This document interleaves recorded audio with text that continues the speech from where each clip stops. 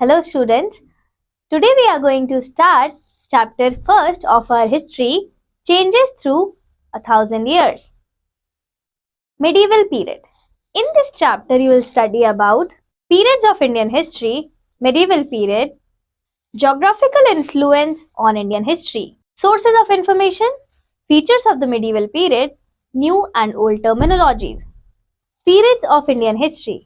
Indian history is generally divided into three periods: ancient, medieval, and modern. In class 6, we studied about the ancient history, that is the period from prehistoric times, 7th century AD. In class 7, we are going to study about the history and civilization of medieval period in India and the world. In the middle of 19th century, British historians had divided Indian history into three periods: Hindu period, Muslim period, and British period. This indicated that religion of rulers had great impact on history. Medieval period. The period from 18th century of Indian history showed change in the scenario of the society. The society is transformed and the economy showed progress and prosperity. These changes were distinct from those of the ancient period. Hence, it was called the medieval period. The term medieval refers to the Sultanate period in North India and the Chola period in South India. In Europe, the medieval period is called as Middle Ages. It started around 5th century AD and lasted up to 16th century AD. In India, it covers the period from 8th century AD to 18th century AD. This period is more close to us than the ancient period. Hence, there are plenty of sources available to us to learn about this period. The early mid period witnessed the rule of the Palas, Pratiharas, and the Rashtrakutas, the Cholas, and the early Rajputs. The later period gave rise to the Turks, who established Delhi Sultanate, and the Mughals, who dominated the later period of history. Let us look at the changes that had taken place in the country. Our country, India, has been referred by different names in the past. The different names are Jambudipa, the land of blackberry tree as mentioned in the Buddhist text; Bharatvarsha, named after the Bharat tribe that existed in the Rigvedic times; Aryavarta, the land of Aryans who arrived in the north part of India; Saptasindhu, the land of seven rivers as called by the Persians; Hindustan, the rulers in the Sultanate and Mughal periods called their dominion around Delhi with this name. Babur called Hindustan to describe the Indian subcontinent. The Constitution of India, it states that India is Bharat, shall be a union of states. Republic of India is called Bharat, while India was the term used by the Britishers. Geographical influence on Indian history. Geography of a region has a great effect on the living of people who reside there and on their history also. The history of India is also influenced greatly by its geographical features. For example, in plains where both environment and land is suitable for human living, the population is greater than the other regions like mountains, valleys, deserts, etc., where human living is not easier. The culture of a region or country is also affected by the incoming of foreigners, foreign travelers, and interaction of the local people with the people of the foreign lands.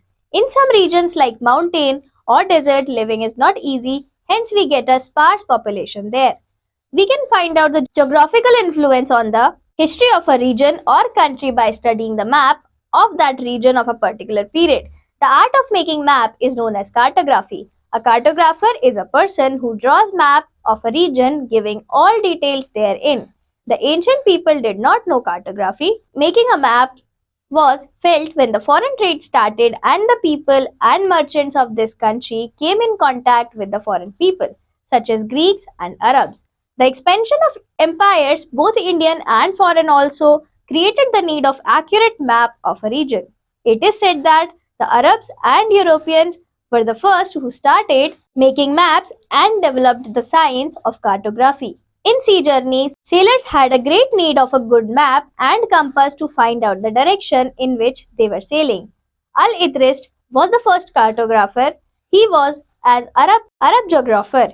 He made the world map in 1154. After nearly 600 years, a French cartographer made a collection of maps called Atlas Novia of Gulomea, the first isle The Indian subcontinent is shown in both maps. Indian subcontinent in early 18th century. Sources of information.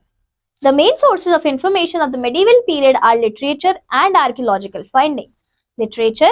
The literature of this period consists of religious works and commentaries based on Puranas, Smritis, etc. We get a lot of information about the social, economic, political, and military condition of that period from non-religious texts on medicine, astronomy, drama, stories, and other literature.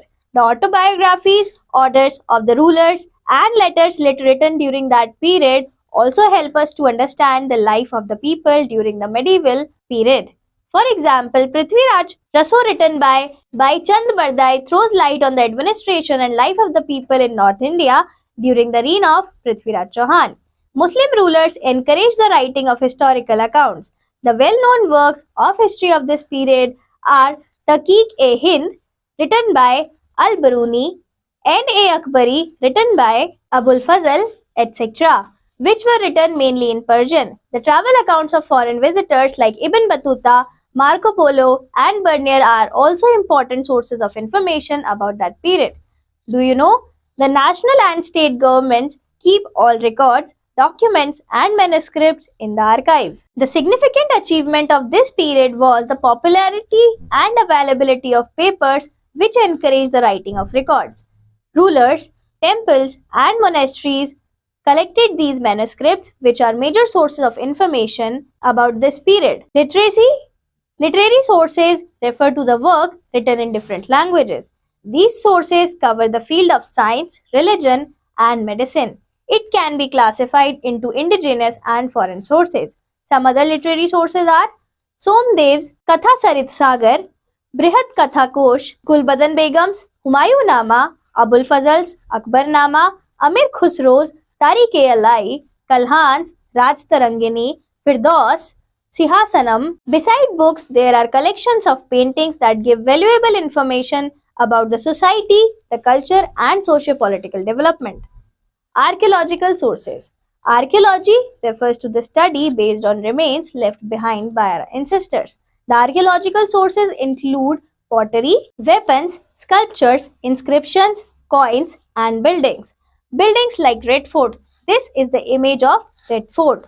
And the Tughlaqabad Fort in Delhi, the Chittorgarh Fort in Chittor, and many other forts. This is the image of Sun Temple, Konark. Temples like Brihadeshwar Temple at Tanjore and Sun Temple at Konark, etc. Palaces at Jaipur and Jodhpur. The inscription on surfaces of copper plates and walls of temples tell us about the medieval period kingdom. This map is showing Eurasia in the Middle Ages. The study of inscriptions is called epigraphy. The coins also tell us about the rulers and the periods. The study of coins is called numismatics. Features of the medieval period. Feudalism was on the rise. Rajputs came to power in northern and western India. There were tripartite struggles between Palas, Pratiharas, and Rashtrakutas. Establishment of Delhi Sultanate and Mughal Empire. Spread of the Bhakti and Sufi movement. Sikhs and Marathas rose to power. Wealth of India attracted the Europeans. Thus, these sources help the historians to reconstruct the past with the help of sources available, which acts as a guide for the future generations. New and old terminologies. History deals with the writing of different periods. The meaning of the same word changes with the change of time or period and the context. For example, the meaning of Hindustan has changed over the years. The word Hindustan is described by Minhaj-e-Siraj, a Persian writer and historian of 13th century AD, as the land in India between the rivers Ganga and Yamuna, the region ruled by the rulers of Delhi Sultanate. In 16th century AD, the Mughal ruler Babur termed Hindustan to indicate the geography and culture of the complete Indian subcontinent. Amir Khusro, a poet of 14th century, has also termed Hind in the same way. Today we term Hindustan as the modern nation with its defined government, political base, etc. We have different types of historical sources that give us information on life of the people of this country in a particular region. Medieval period in Europe.